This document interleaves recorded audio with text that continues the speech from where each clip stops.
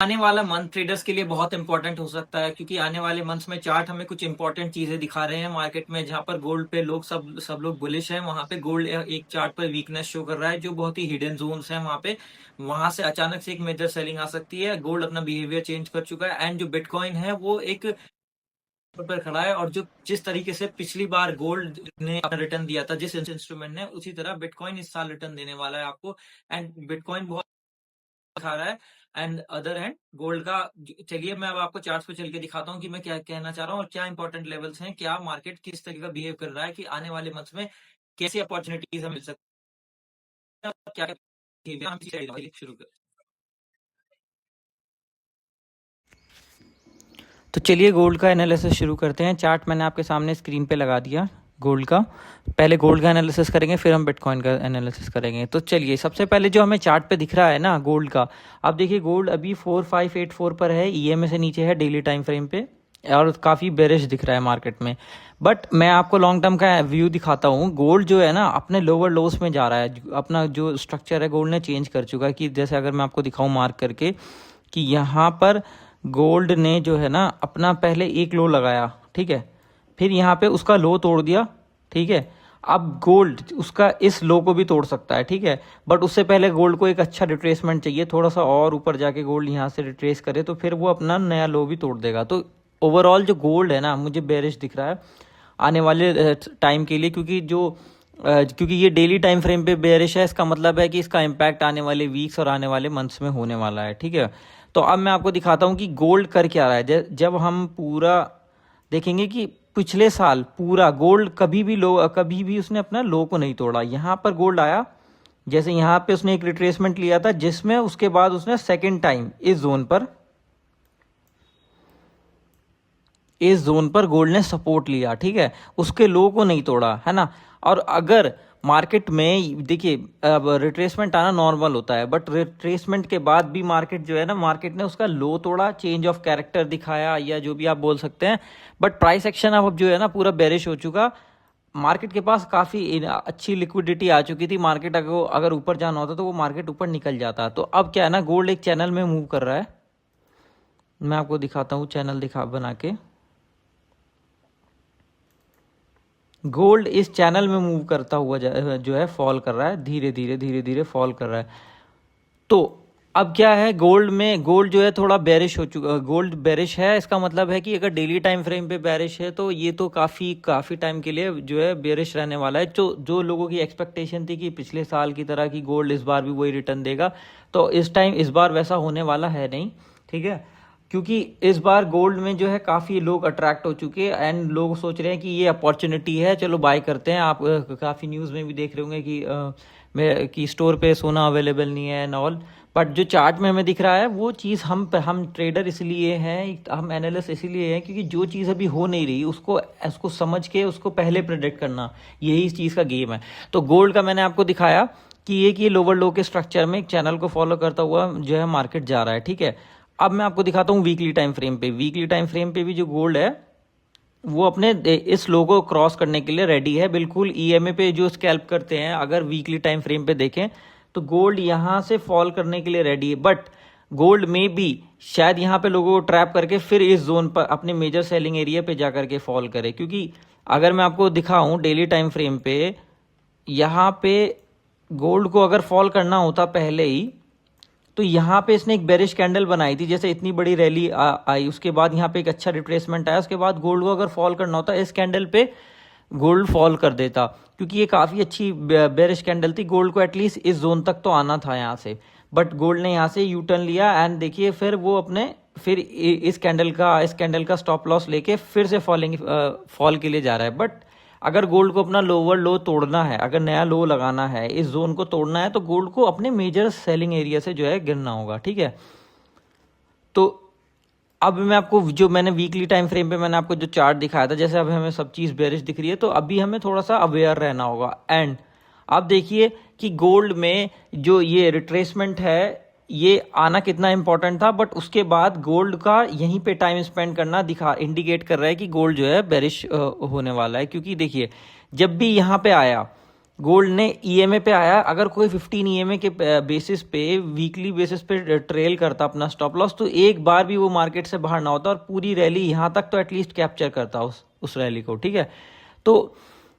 तो ये जो यहाँ इस जोन के पास लिक्विडिटी है, यहाँ पे बहुत सारे फेयर वैल्यू गैप्स भी हैं जिसको मार्केट को फिल करने के लिए आना होगा। और जो नॉर्मल है, अगर ये वीकली टाइम फ्रेम पे, डेली टाइम फ्रेम पे बेरिश है, तो मतलब ये 1-1.5 साल के लिए पूरा बेरिश हो सकता है एंड अपनी एक्चुअल प्राइस में करेक्शन करके फिर से वापस से मार्केट अपने अप ट्रेंड में जाएगा, ठीक है। अगर ये वीकली डेली टाइम फ्रेम पे बेरिश है, इसका मतलब मंथली टाइम फ्रेम पे रिट्रेसमेंट है, और मंथली टाइम फ्रेम पे रिट्रेसमेंट मतलब 1-1.5 साल के लिए जो है गोल्ड बेरिश हो सकता है। तो अब गोल्ड आ कहाँ तक सकता है? तो जैसे कि गोल्ड का हमें दिख रहा है यहाँ पे एक फेयर वैल्यू गैप है, जिसके पास मार्केट अगर इस जोन के पास आया तो यहाँ पे काफ़ी सारे ऑर्डर्स पड़े होंगे एंड काफ़ी अच्छा बेरिश कैंडल भी दिख रहा है। ईएमए के नीचे जो है ईएमए के नीचे की लिक्विडिटी भी जो है गोल्ड के पास आ जाएगी। उसके बाद गोल्ड फिर एक नया हाई लगाएगा, ठीक है, बट उसमें काफ़ी टाइम लग जाएगा, क्योंकि उसके लिए काफ़ी मतलब 1-1.5 साल तो लगेगा। इसका मतलब ये है कि गोल्ड इस बार वो रिटर्न देने वाला नहीं है जो पहले गोल्ड ने रिटर्न हमें दिया था। एंड ये लिक्विडिटी लेकर के ये रिट्रेसमेंट करना गोल्ड के लिए नॉर्मल है। जो हमें इंडिकेट कर रहा है, एक मिनट, जो हमें इंडिकेट कर रहा है कि हाँ, गोल्ड फिर से हायर हाइज में जाएगा, क्योंकि अगर आपको गोल्ड एंड बिटकॉइन दोनों ऐसे इंस्ट्रूमेंट्स हैं कि अगर इसमें आप इन्वेस्टिंग करके बैठे रहोगे और टाइम की जो है मतलब वैल्यू नहीं करोगे, उसके बाद आप at the end of the day profit में ही निकलोगे। बट द ट्रेडर और इन्वेस्टर के पास यही तो चैलेंजेस हैं कि आपको जो है उसको जिस टाइम पे आप इन्वेस्ट करो उसी के टाइम से आपका जो है मार्केट में मूवमेंट आए, तो क्योंकि टाइम की वैल्यू होती है ना, तो वो चीज़ की वजह से अभी जो है हमें गोल्ड जो है पूरा बेरिश दिख रहा है। एंड 3635 के 3700 से लेके 3400 के बीच में गोल्ड को आना होगा। उसके बाद मार्केट फिर से एक नए हाई लगाएगा, वो भी जो काफ़ी टाइम बाद आएगा। बट फिलहाल के लिए जो बिगर पिक्चर पे हमें दिख रहा है वो गोल्ड बेरिश दिख रहा है। लेकिन इसमें एक इंपॉर्टेंट चीज़ है कि गोल्ड में बड़े बड़े जो रिट्रेसमेंट है वो बहुत ज़्यादा, जैसे लोग बोलते हैं कि फिबोनाची का 0.5 लेवल बहुत इंपॉर्टेंट होता है, वो एक डिसाइडिंग फैक्टर होता है कि मार्केट बेरिश होगा, मार्केट बुलिश होगा।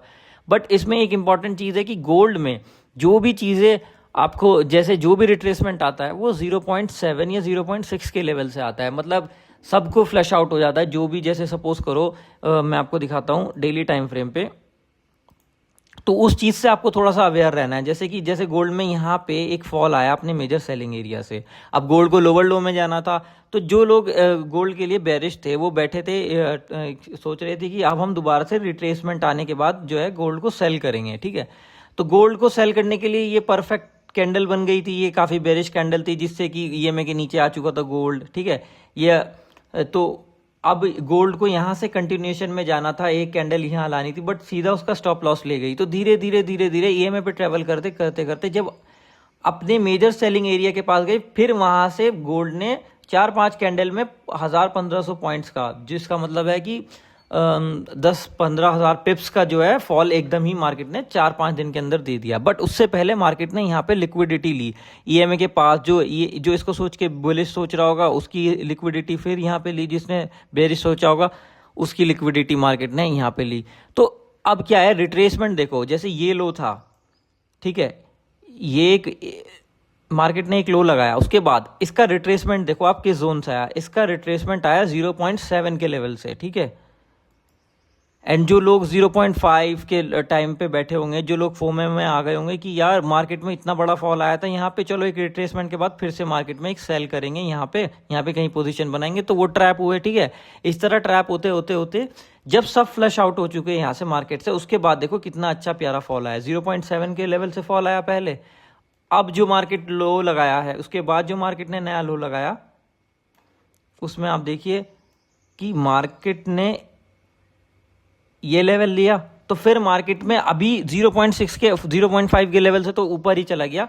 एंड देखो इस जोन तक आया जो 0.6 के ऑलमोस्ट पास ही है। जैसे अगर मैं पूरा विक को करूंगा, पूरा विक तक लेके जाऊंगा, तो 0.6 के लेवल को टच किया।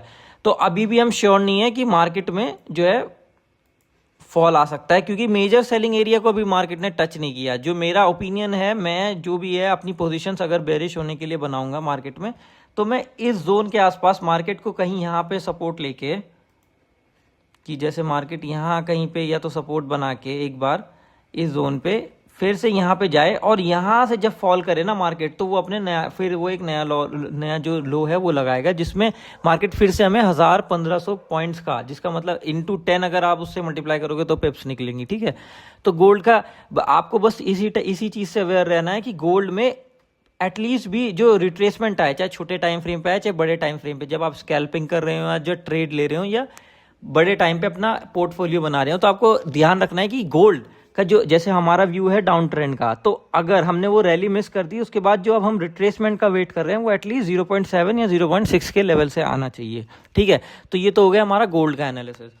अब हम शुरू करते हैं बिटकॉइन का एनालिसिस। बिटकॉइन में एक इंपॉर्टेंट चीज़ हो रही है कि जो लोग सोच रहे थे कि लाइक गोल्ड में फिर से रिटर्न होगा, फिर जैसे सब लोग गोल्ड की तरफ अट्रैक्ट हो रहे हैं कि अब हमें गोल्ड में इन्वेस्ट करना है, गोल्ड में इन्वेस्ट करना है, बट कोई बिटकॉइन को देख ही नहीं रहा। बट बिटकॉइन का एक बहुत इंपॉर्टेंट चीज़ हो रही है, बिटकॉइन अपने सपोर्ट जोन पे आके यहाँ से हायर हाइज में जा रहा है। ठीक है, धीरे धीरे मार्केट ने $80,000 पे आ चुका मार्केट, जो अपने, अब मैं आपको दिखाता हूँ मार्केट अपने, इसका थोड़ा टाइम फ्रेम मुझे बड़ा करना है तो देखो मार्केट में क्या हो रहा है ना, मार्केट अपने एक चैनल में मूव करता है वीकली टाइम फ्रेम पे। वीकली तो मार्केट में जब लोग यहाँ पे कैंडल बन रही थी तो लोग सोच रहे थे कि market bitcoin all time high लगाएगा, 150-165 क्रॉस करेगा, इथेरियम $10,000 क्रॉस करेगा, बट ऐसा कुछ नहीं हुआ क्योंकि यहाँ पे एक मेजर सेलिंग एरिया था जहाँ से मार्केट में फॉल आया एंड 1,30,000 से 60,000 और 58 तक मार्केट चला गया। ठीक है, तो मेजर सेलिंग एरिया से वहाँ से सेलिंग आई थी, तब देखिए इतना बड़ा फॉल आया था। तो अब मार्केट जो सपोर्ट लेके धीरे धीरे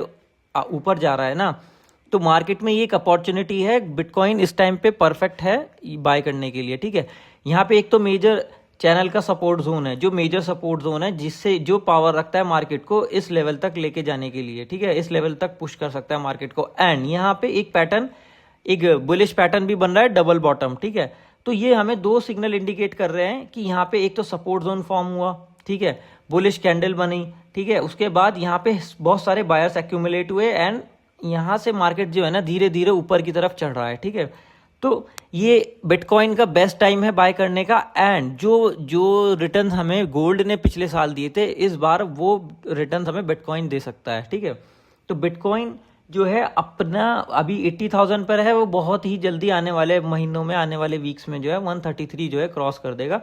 तो बिटकॉइन में बुलिश की तरफ से बुलिश देख रहा हूँ एंड जो गोल्ड है वो मैं बेरिश देख रहा हूँ। तो ये था मेरा एनालिसिस।